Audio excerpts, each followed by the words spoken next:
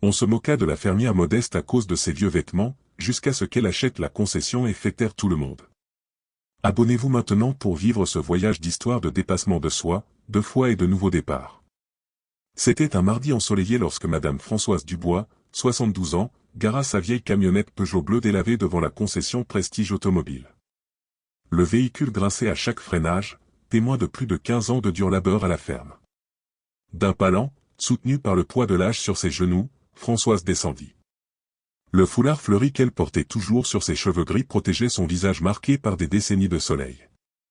Sa simple blouse de coton, déjà rapiécée plus d'une fois, portait le soin de ses propres mains. Ses bottes usées, mais lustrées, claquaient sur le sol impeccable du magasin comme des intrus en territoire interdit. Dès qu'elle entra, le contraste la frappa, elle observait tout attentivement, quand planter, quand récolter, comment s'occuper du bétail, comment organiser les coûts. Elle avait une mémoire prodigieuse pour les chiffres et une intuition aiguisée pour les affaires. À 18 ans, elle prit une décision qui surprit sa famille, elle utilisa ses économies pour acheter un veau orphelin, que le propriétaire voulait abattre. « Tu es folle, ma fille » gronda son père. « On a à peine du lait pour nous et tu veux élever un veau ?» Mais Françoise s'occupa du veau comme de son propre enfant, le nourrissant avec un biberon improvisé. Quelques mois plus tard, elle le vendit 4 fois le prix payé. Elle en acheta 2. Puis 4. À 23 ans, elle avait déjà un petit troupeau. C'est à cette époque qu'elle rencontra Hélène, une institutrice dévouée, à la voix douce et au cœur ferme. « Bonjour, dit Françoise, avec le même calme que d'habitude. Je cherche une nouvelle camionnette. » Madame, commença le jeune homme en costume bleu, sur un ton moqueur. Cette voiture coûte 60 000 €. Vous avez la moindre idée de ce que cela représente? Le deuxième, à la fine moustache, compléta, ce genre de véhicule est pour un vrai fermier. Pas pour quelqu'un qui cultive quelques légumes dans son jardin. Les mots résonnèrent comme des coups de poing. Françoise respira profondément. Ce n'était pas la première fois qu'on doutait d'elle, mais à chaque fois, cela faisait encore mal. Lorsqu'elle tenta de s'approcher pour mieux voir, le troisième vendeur, un embonpoint prononcé, leva la main, regarder de loin est suffisant. Nous ne voulons prendre aucun risque. L'humiliation était évidente, et cette fois, même les clients riaient discrètement. C'est alors que Marc Dupont, le directeur, apparut de nouveau. Son regard méprisant était le même que la veille. « Madame Françoise, je vous ai déjà expliqué hier. Cette concession s'adresse à une clientèle différente.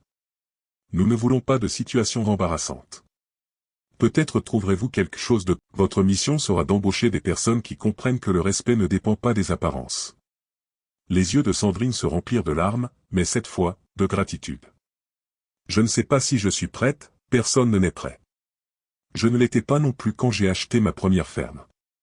Mais on apprend. » À ce moment, un couple qui avait tout suivi s'approcha. L'homme tendit la main, « Je suis Charles Durand, directeur de la banque régionale. Je dois m'excuser d'avoir été témoin de cette humiliation sans intervenir. » Françoise lui serra la main. « Vous n'aviez pas l'obligation de vous en mêler. » Si. La dignité humaine doit toujours être défendue. Il respira profondément. « Et j'ai échoué aujourd'hui. » Son épouse, Patricia, compléta, « Je travaille pour le département de responsabilité sociale de la banque. J'aimerais proposer un partenariat, un programme d'éducation financière pour les petits producteurs ruraux. » Françoise sourit pour la première fois depuis qu'elle était entrée. « J'aime l'idée.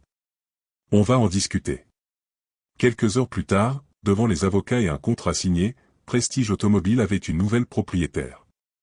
Madame Françoise Dubois, la dame au foulard simple et aux bottes usées, venait de devenir propriétaire de la concession qui l'avait humiliée. À partir d'aujourd'hui, annonça-t-elle, d'une voix ferme, cette entreprise s'appellera autrement, Respect. C'était un journaliste d'un magazine national. Madame Dubois, votre histoire inspire des entrepreneurs dans tout le pays. Quels conseils leur donneriez-vous? Elle réfléchit pendant quelques secondes et répondit, traitez chaque client comme si c'était votre père, votre mère ou votre enfant. Parce qu'au bout du compte, chaque client est une personne qui mérite du respect. Elle raccrocha et retourna s'asseoir sur la véranda. Le vent agitait doucement le foulard sur sa tête. La dignité, ça, c'était le véritable héritage qu'elle laisserait au monde. Et dans une ville à 20 km de là, Respect Automobile ouvrait ses portes pour une nouvelle journée. Des clients simples, élégants, riches, pauvres, tous étaient accueillis de la même manière, avec courtoisie et humanité. Tout cela parce qu'une veuve, au foulard délavé et aux mains calleuses, avait prouvé que le respect n'a pas de prix, et que parfois, celui qui semble avoir le moins est celui qui a le plus à enseigner. Abonnez-vous à la chaîne pour ne pas manquer des histoires qui touchent, inspirent et montrent que rien n'est impossible pour ceux qui ne baissent pas les bras. Et rappelez-vous, votre place est là où vous voulez qu'elle soit, ne laissez jamais personne vous dire le contraire.